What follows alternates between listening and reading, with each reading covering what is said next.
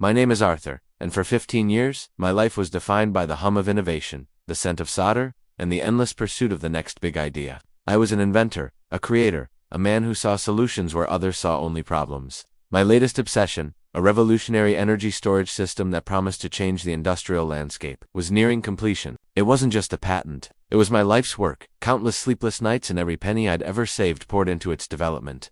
And standing right beside me through every late-night coding session and every failed prototype was Mark, my business partner, my co-founder, and for 20 years, my best friend. Mark was the face of our company, Quantum Flux Innovations. He was the charismatic one, the deal-maker, the man who could charm investors and clients alike. I was the silent engine, the brain behind the brilliance. It was a perfect partnership, or so I believed.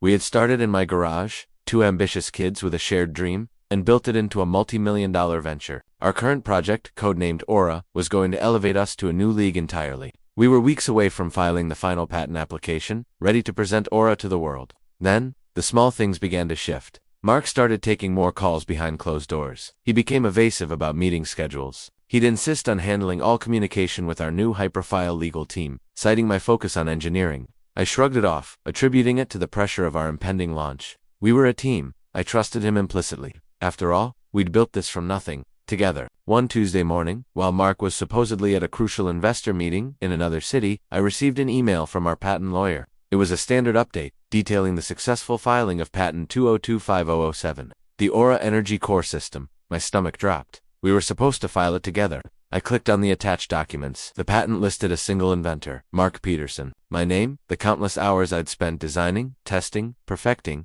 were nowhere to be found. Just Mark's. I read the document 3 times, my hands trembling. The date on the filing was 3 weeks ago, a period when Mark had been unusually busy, pushing me to tie up loose ends in the lab. My mind reeled, connecting the dots of his recent secrecy, his insistence on handling legal, his sudden trips. He hadn't just stolen my patent, he had stolen my legacy, my future, everything I had worked for. I walked out of the lab, past the bustling engineers and excited marketing teams, feeling utterly detached. The vibrant energy of the company, which I had helped create, now felt like a cold, calculated betrayal. I went home, sat in my quiet study, and stared at the framed photo of Mark and me from our early garage days, smiling, triumphant. The betrayal was a physical ache, sharper than any loss I had ever known. But beneath the shock and the pain, a cold, clear resolve began to solidify. Mark had made a fatal error. He might have stolen my patent, but he had forgotten one crucial detail. I never start a fight, but I always finish it. And I knew his weaknesses better than anyone. The initial shock of Mark's betrayal quickly hardened into a cold, almost clinical resolve.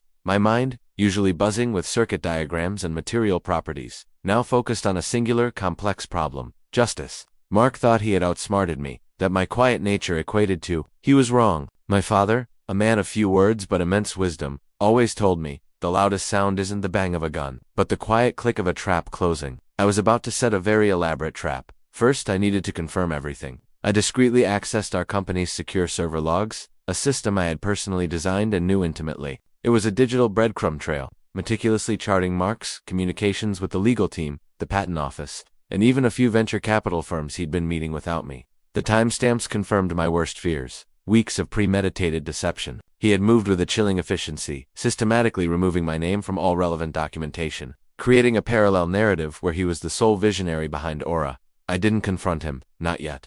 Confrontation was a luxury I couldn't afford. It would only tip him off, giving him time to cover his tracks more thoroughly. Instead, I began my own quiet preparations. My first move was to secure the original design files and research data for Aura. Every line of code, every experimental result, every schematic was meticulously backed up, not just to cloud servers, but to encrypted drives stored in multiple secure, off-site locations. These weren't just copies. They were independently verifiable timestamps of my solo work, predating Mark's fraudulent patent filing. This was my unassailable proof. Next, I turned my attention to our company's financial structure. As the technical lead, I hadn't managed the books directly, but I understood the flow of money. I discovered that Mark had recently diverted a significant portion of our R&D budget into a new, seemingly unrelated subsidiary, claiming it was for future expansion. A quick check revealed the subsidiary's primary asset was a shell corporation, registered in an offshore tax haven. It was a classic move, designed to siphon off profits. This wasn't just about the patent. It was about fraud. While Mark continued his triumphant tour, basking in the glow of his newfound sole inventor status,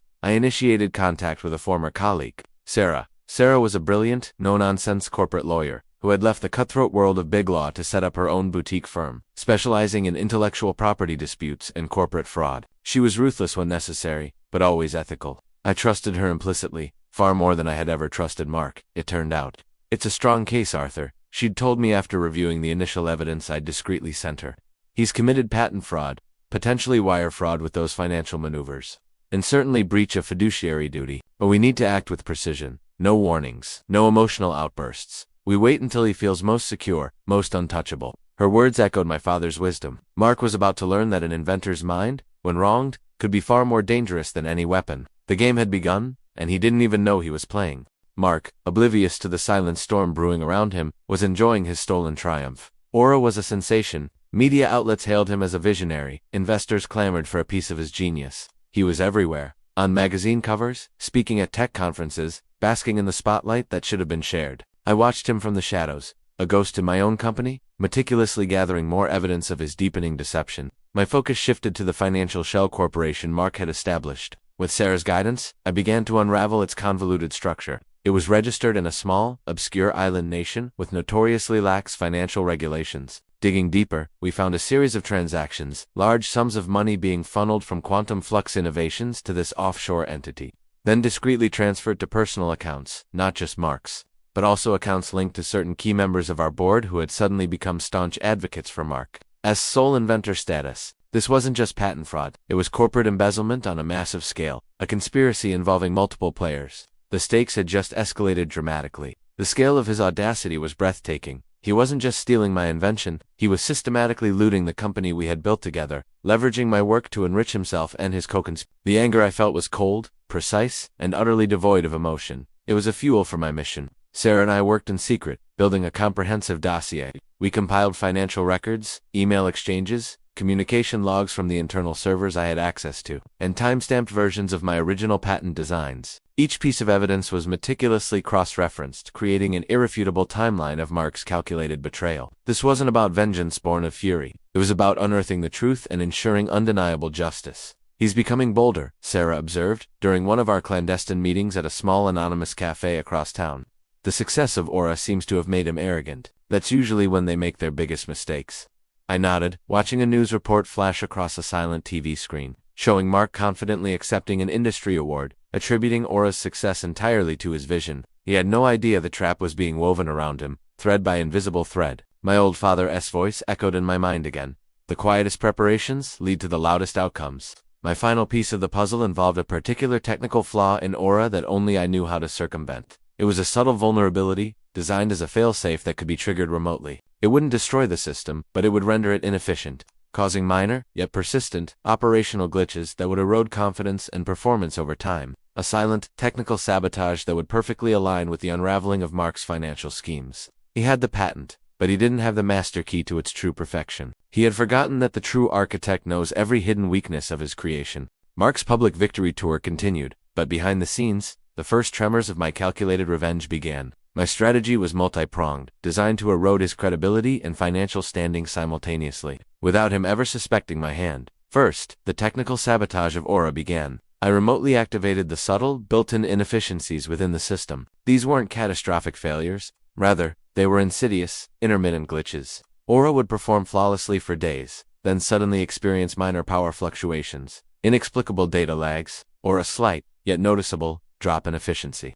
Our early adopters, mostly large industrial clients, began reporting these anomalies. Mark dismissed them as minor bugs or user error, but the complaints steadily mounted. This eroded trust, slowly but surely. Investors, sensitive to market perception, started asking questions. Simultaneously, Sarah, my lawyer, initiated the quiet legal groundwork. She meticulously prepared the patent fraud lawsuit, but held off on filing. Instead, she began leaking carefully curated, non-definitive hints to a few trusted high-level industry analysts and financial journalists. These weren't accusations, but rather deep background insights questioning the unique speed of Aura's patent approval, or hinting at unusual financial transfers within Quantum Flux Innovations. The goal wasn't to expose Mark yet, but to plant seeds of doubt, to create a subtle hum of suspicion around his name and our company's sudden, seemingly effortless rise. The effect was subtle, but noticeable. News articles started including vague qualifiers when mentioning Mark's genius. Investor calls became slightly more probing. Mark, however, was too self-absorbed to notice the underlying shift. He saw any skepticism as jealousy, any concern as a challenge to his authority. His arrogance was becoming his blind spot. My final play involved a piece of software I'd written years ago, a bespoke financial analytics tool I used to track industry trends. I now repurposed it, using the offshore shell corporation's publicly available, though deeply buried, financial filings. I ran a comparative analysis against quantum flux innovations, revenue, and expenditure. The discrepancies were glaring, pointing to millions of dollars in untraceable outflows. I then anonymously shared these analytics, along with a few key verifiable transaction IDs, with a financial watchdog organization known for its tenacious pursuit of corporate malfeasance. I provided just enough information to pique their interest, knowing they had the resources to dig deeper than Sarah or I ever could. I sat in my apartment, watching the news ticker, seeing the subtle shifts in language, the faint whispers of doubt. Mark was still flying high, oblivious. But beneath his feet, the foundation of his stolen empire was beginning to crack.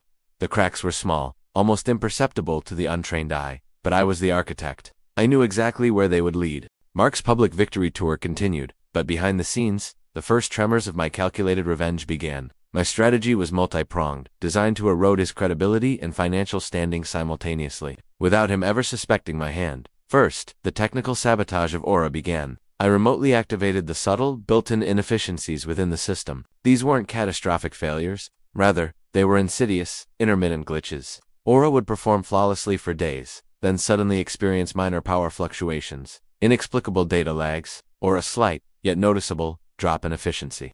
Our early adopters, mostly large industrial clients, began reporting these anomalies. Mark dismissed them as minor bugs or user error, but the complaints steadily mounted. This eroded trust, slowly but surely. Investors, sensitive to market perception, started asking questions. Simultaneously, Sarah, my lawyer, initiated the quiet legal groundwork. She meticulously prepared the patent fraud lawsuit, but held off on filing. Instead, she began leaking carefully curated, non-definitive hints to a few trusted high-level industry analysts and financial journalists. These weren't accusations, but rather deep background insights questioning the unique speed of Aura's patent approval, or hinting at unusual financial transfers within quantum flux innovations. The goal wasn't to expose Mark yet, but to plant seeds of doubt, to create a subtle hum of suspicion around his name and our company's sudden, seemingly effortless rise. The effect was subtle, but noticeable. News articles started including vague qualifiers when mentioning Mark's genius. Investor calls became slightly more probing. Mark, however, was too self-absorbed to notice the underlying shift.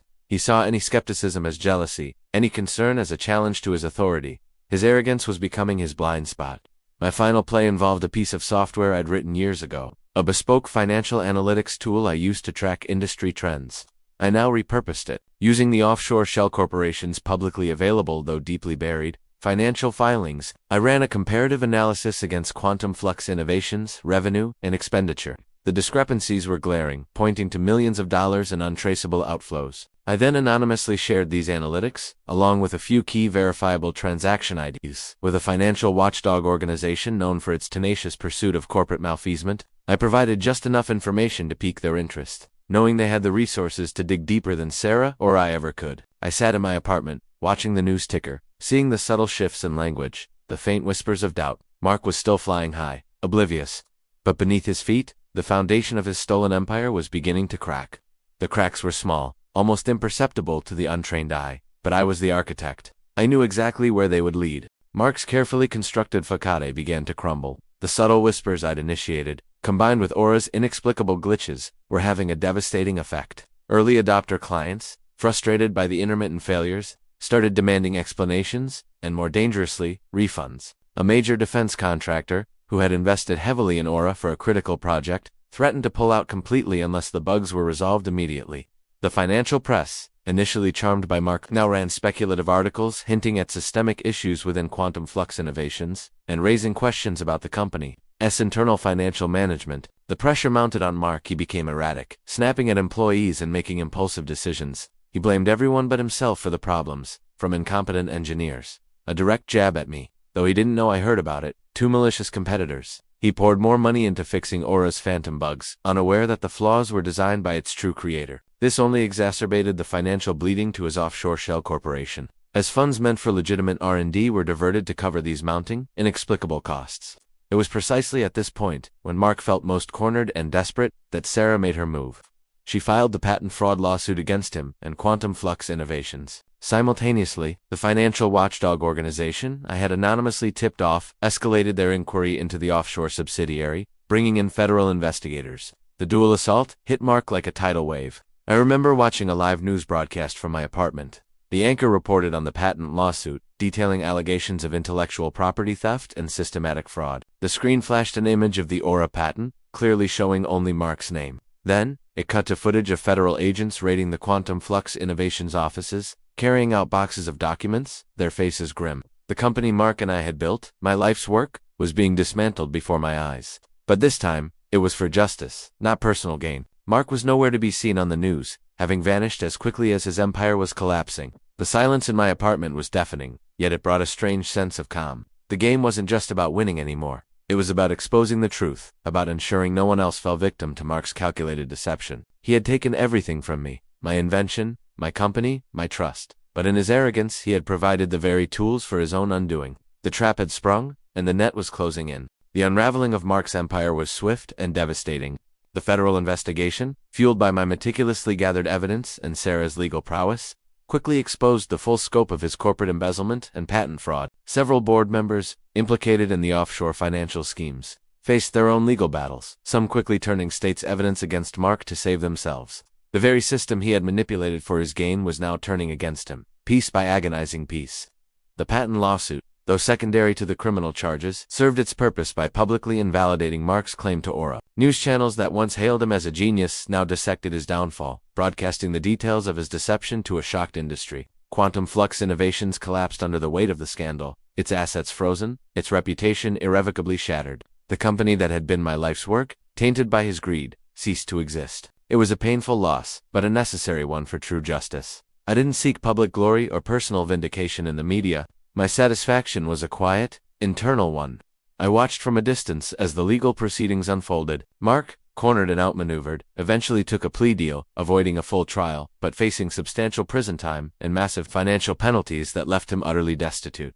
He lost everything: his freedom, his fortune, his reputation. The very ambition that drove him to betray me became the architect of his ruin. Months later, Sarah called me. "It's done, Arthur," she said, her voice tired but triumphant.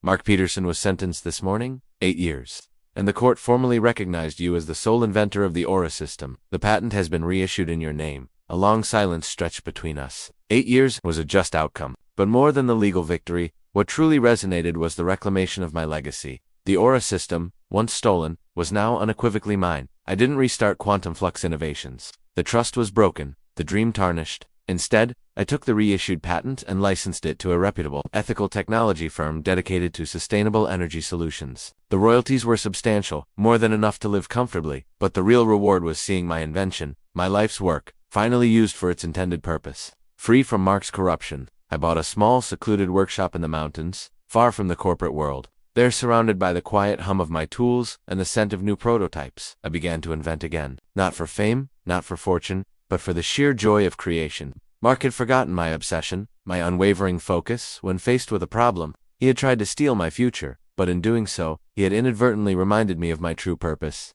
I never started the fight, but I had definitively finished it. And in the quiet hum of my new workshop, creating new solutions for a better world, I finally found peace.